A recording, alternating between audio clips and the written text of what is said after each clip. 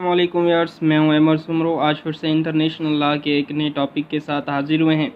ये हमारी lecture series number 19 है इंटरनेशनल लॉ के ऊपर, जिसमें हम डिस्कस करेंगे इंटरनेशनल इंस्टीट्यूशन और इंटरनेशनल ऑर्गेनाइजेशन। तो बेसिकली दो टॉपिक्स हम डिस्कस करने वाले हैं जो इंटरनेशनल इंस्टीट्यूशन से रिलेटेड है।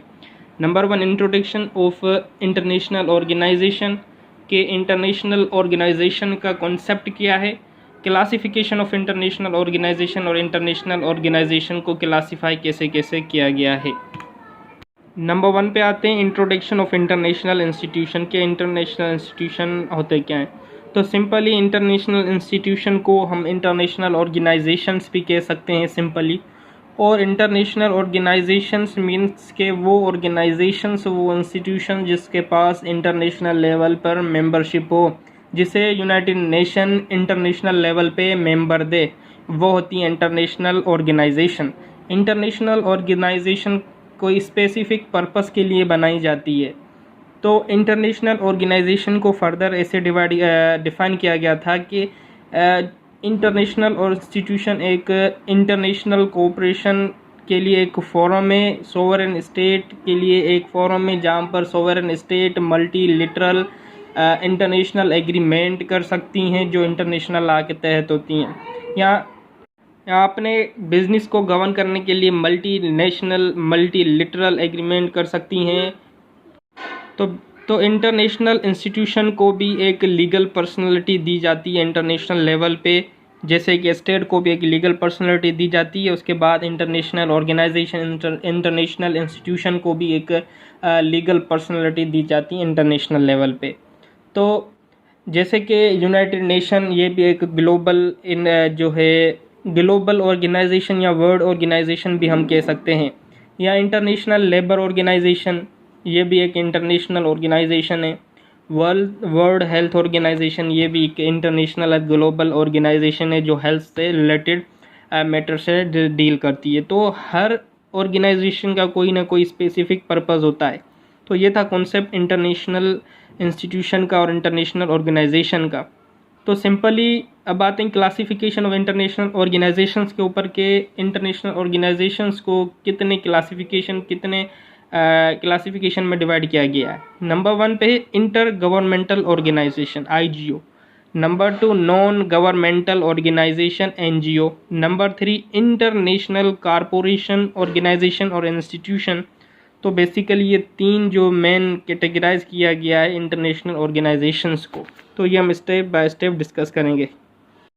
तो सिंपली नंबर 1 पे है inter governmental organisation. Inter governmental organisations को हम सिंपली इंटरनेशनल ऑर्गेनाइजेशन भी कहेंगे, क्योंकि ये इंटरनेशनल ऑर्गेनाइजेशन की कैटेगरीज में है। और इंटर गवर्नमेंटल ऑर्गेनाइजेशंस कंपोज होती हैं, उसमें शामिल हैं सोवेरियन स्टेट्स जो हैं होते हैं। सोवेरियन स्टेट्स जो खुद मुख्तियार स्टेट्स हैं, वो इंटर गवर्नमेंटल ऑर्गेनाइजेशन की मेंबर होती हैं। इंटर गवर्नमेंटल ऑर्गेनाइजेशंस वो ऑर्गेनाइजेशन जो गवर्नमेंट के ऊपर रिलाई करें। तो बेसिकली इस ऑर्गेनाइजेशन IGO की एस्टेब्लिशमेंट 19th सेंचुरी से स्टार्ट हुई। जैसे कि लीग ऑफ नेशन बनी थी, तो वो भी एक most important inter governmental organisation थी। तो उसके लीग ऑफ नेशन के ख़त्म होने के बाद फिर यूनाइटेड नेशन बनी, जो है लीग ऑफ नेशन रिप्लेस हुई, यूनाइटेड नेशन बनी। तो यूनाइटेड नेशन भी एक इंटर गवर्नमेंटल ऑर्गेनाइजेशन है, ग्लोबल ऑर्गेनाइजेशन है। जैसे कि यूरोपियन यूनियन है, यूरोपियन यूनियन भी एक इंटर गवर्नमेंटल ऑर्गेनाइजेशन है। International Labour Organisation, World Health Organisation, तो ये सारी इंटर गवर्नमेंटल ऑर्गेनाइजेशन है। इंटर गवर्नमेंटल ऑर्गेनाइजेशन को फर्दर क्लासीफाई किया है, फर्दर कैटेगराइज किया गया है। तो ग्लोबल एक ऑर्गेनाइजेशंस होती हैं, रीजनल ऑर्गेनाइजेशंस होती हैं, इकोनॉमिक ऑर्गेनाइजेशंस होती है और डिफेंस ऑर्गेनाइजेशन होती है। तो बेसिकली इन चार टाइप्स में क्लासीफाई किया गया है, चार कैटेगरीज में क्लासीफाई किया गया है इंटर गवर्नमेंटल ऑर्गेनाइजेशन को, जो हम स्टेप बाय स्टेप डिस्कस करते हैं। नंबर 1 पे है ग्लोबल ऑर्गेनाइजेशन।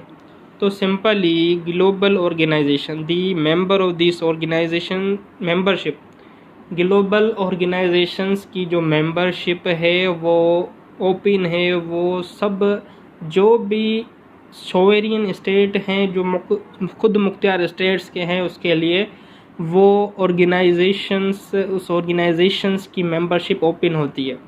जब चाहे मेंबरशिप ले सकते हैं, बट उसकी कुछ basic conditions, terms and condition होते हैं, वो आपको फिल करने पड़ेंगे। उसके बाद आपको ग्लोबल ऑर्गेनाइजेशंस की मेंबरशिप मिलेगी। ग्लोबल कहें या वर्ल्ड ऑर्गेनाइजेशंस आप कहें, कि जो पूरी दुनिया, पूरे ग्लोब में एप्लीकेबल हो, जैसे कि लीग ऑफ नेशन।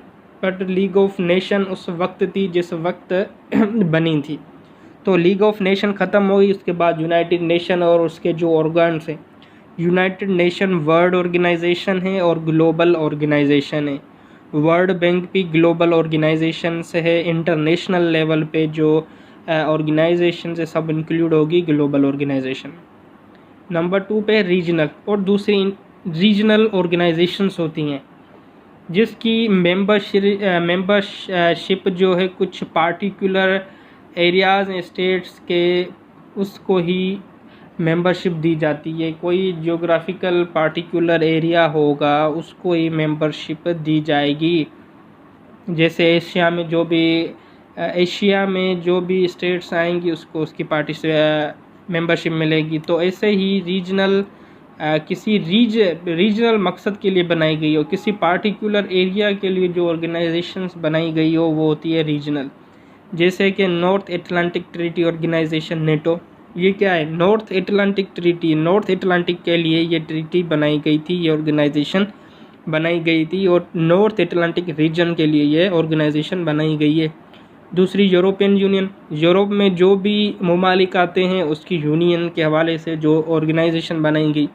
तो रीजन कौन सा है? सिर्फ यूरोपियन रीजन है, यूरोप रीजन है।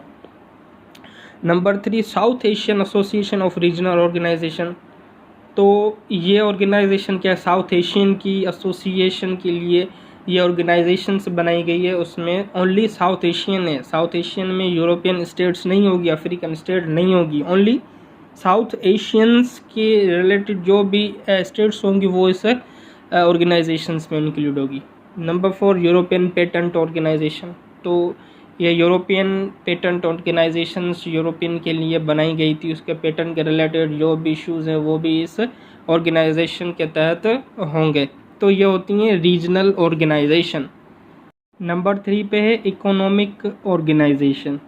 तो इकोनॉमिक ऑर्गेनाइजेशंस का जो मेन मकसद है बनाने का, वो ये है कि इंटरनेशनल लेवल पे अगर कोई इकोनॉमिकली मैशत का कोई इशू हो तो वो कर सकता है, या इंटरनेशनली कोई ट्रेड करना चाहे तो ये इकोनॉमिक ऑर्गेनाइजेशन उसके लिए बनाई गई है।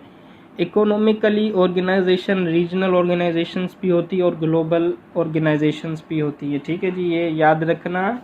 इकोनॉमिक ऑर्गेनाइजेशन रीजनल भी होती हैं और ग्लोबली भी होती हैं। पूरी जो वर्ल्ड इंटरनेशनल इकोनॉमिकली ऑर्गेनाइजेशन होती है। तो इंटरनेशनल लेवल जैसे कि वर्ल्ड ट्रेड ऑर्गेनाइजेशन, तो वर्ल्ड ट्रेड ऑर्गेनाइजेशन एक इंटरनेशनल ग्लोब ऑर्गेनाइजेशन है, इकोनॉमिक ऑर्गेनाइजेशन। नंबर 2 पे है international monetary funds.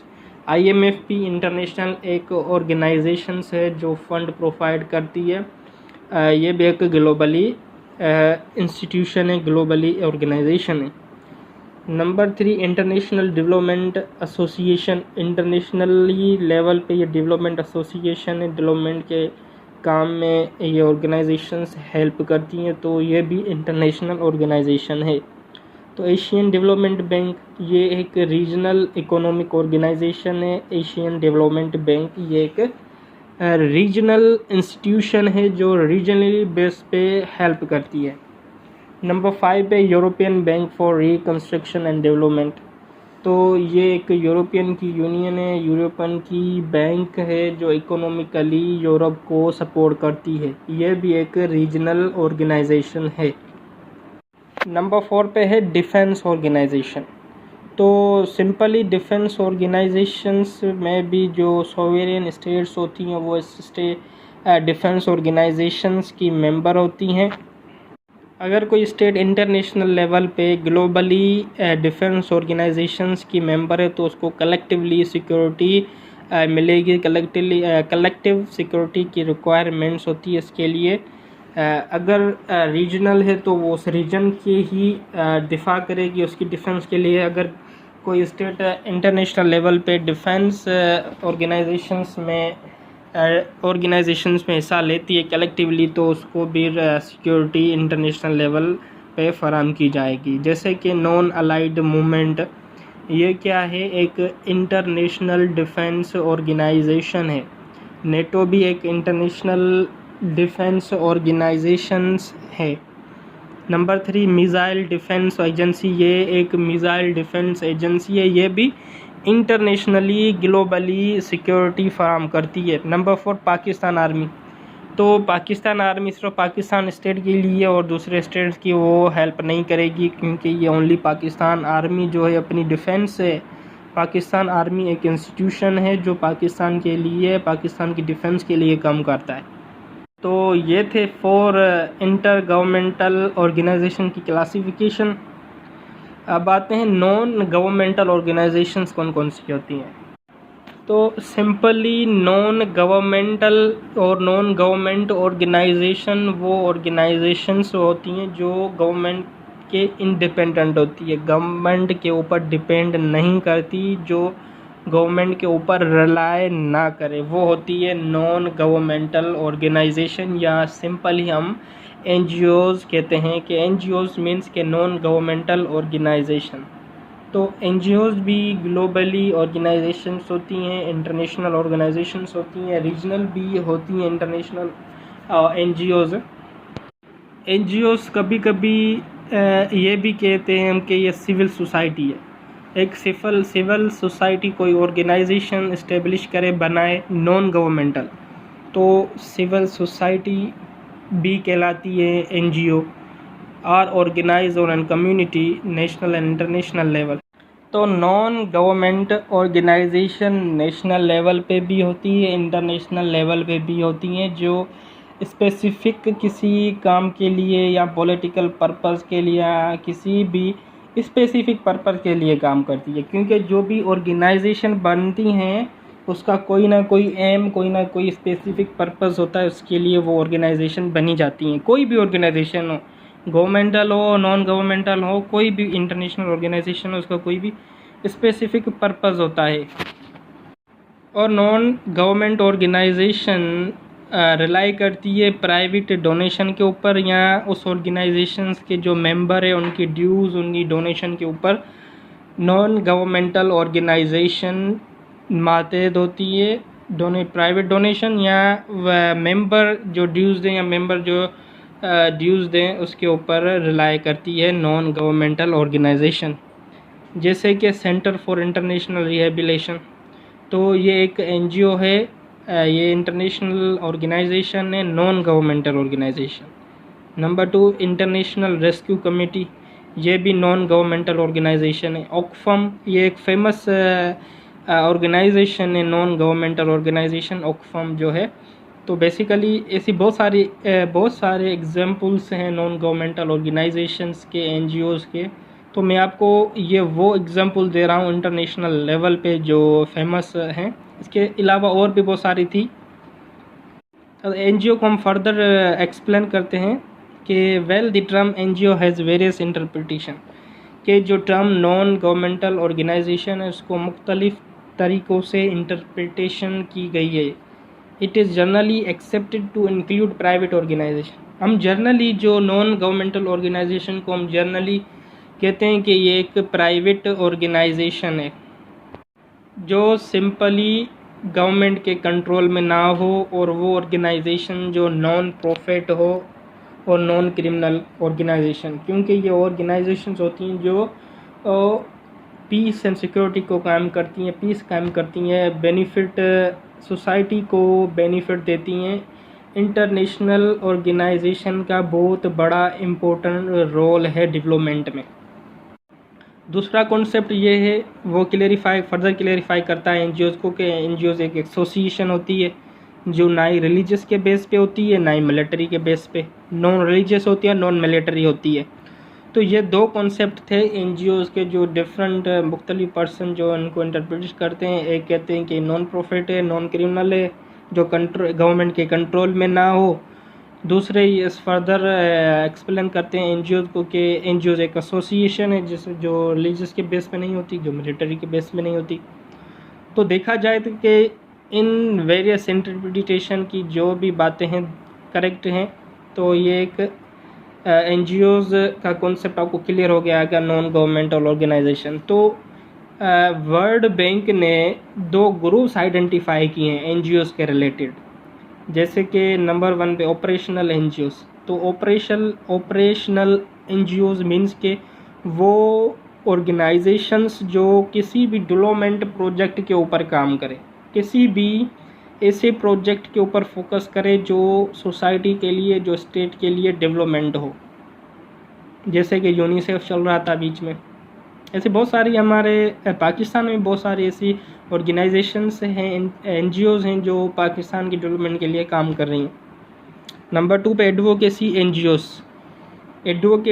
Advocacy NGOs वो एनजीओज़ हैं जो पार्टिकुलर काज को प्रमोट करती हैं। अगर कोई भी मखसूस काज है, मखसूस कोई इशू है, उसके ऊपर स्पेसिफिक पर्पस के लिए काम करती है, स्पेसिफिक चीज़ को प्रमोट करने के लिए काम करती हैं।